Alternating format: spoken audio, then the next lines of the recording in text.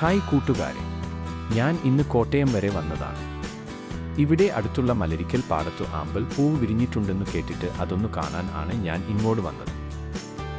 അവിടെ വരെ പോയി ആ പൂക്കളൊക്കെ ഒന്ന് കണ്ടു അല്പം നല്ല ഫുഡും അടിച്ചിട്ട് വരാം. ഇവിടെ എത്തി ഈ പൂക്കളും കണ്ടു വരമ്പിലൂടെ നടക്കുമ്പോൾ ഒരു വള്ളത്തിൽ ഈ വെള്ളത്തൂടെ പോകണമെന്ന് ഒരു മോഹം. പിന്നെ ഒന്നും നോക്കിയില്ല, ഒരു വള്ളവും സംഘടിപ്പിച്ചു. ആ ആഗ്രഹമങ്ങു സാധിച്ചു. ചുറ്റും പച്ചപ്പും വെള്ളവും, നല്ല കാറ്റ്, നിറയെ പൂക്കൾ. എന്തോരു ചന്തമാണ് ഈ നാടിൽ. അപ്പോഴേക്കും എനിക്ക് നന്നായി വിശക്കാൻ തുടങ്ങി. എന്തെങ്കിലും കഴിക്കണം.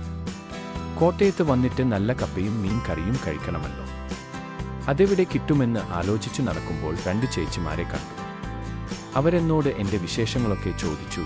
ഈ നാടൊക്കെ ഇഷ്ടപ്പെട്ടോ എന്ന് ചോദിച്ചു. ഞാനും അവരുടെ വിശേഷങ്ങളൊക്കെ ചോദിച്ചു. കൂടെ എവിടെയാണ് നല്ല കപ്പയും മീൻ കറിയും കിട്ടുന്നതിനും ഞാൻ ചോദിച്ചു. അത് കേട്ടപ്പോൾ അവരെന്നെ അവരുടെ വീട്ടിലേക്ക് ക്ഷണിച്ചു. അവിടെ ചെന്നപ്പോൾ അവരെനിക്ക് നല്ല മീൻ കറി ഉണ്ടാക്കി തന്നു. കൂടെ നല്ല കപ്പ പുഴുങ്ങിയതും. അതും കഴിച്ചു സന്തോഷമായി നടക്കുമ്പോഴാണ് രണ്ടു ചേട്ടന്മാർ നാടൻ ചെത്തുകൊള്ളുമായി വരുന്നത് കണ്ടത്. സ്നേഹത്തോടെ ഒരൽപ്പം വെച്ചു നീട്ടിയപ്പോൾ വേണ്ടേയെന്നെങ്ങനെ പറയും. ഒരു ചെറിയ കുടം കള്ളും തന്നു. അവരു പോയി. ഞാൻ ആ വരമ്പിലിരുന്നു കാഴ്ചകളും കണ്ടു. അതും കുടിച്ചു കുറെ നേരം ഇങ്ങനെ അവിടെയിരുന്നു. കുറെ നേരമായപ്പോൾ എനിക്ക് വീണ്ടും വിശക്കാൻ തുടങ്ങി. അടുത്തു കണ്ട ഒരു കടയിൽ കയറി ബീഫ് കറിയും പൂരിയും വാങ്ങി. ഈ ഫോർക്ക് കൊണ്ട് തിന്നിട്ടു ഒരു സുഖമില്ല. കൈകൊണ്ട് ഇങ്ങനെ കഴിക്കുന്നതാണ് രസം. നല്ല ബീഫ് കറി.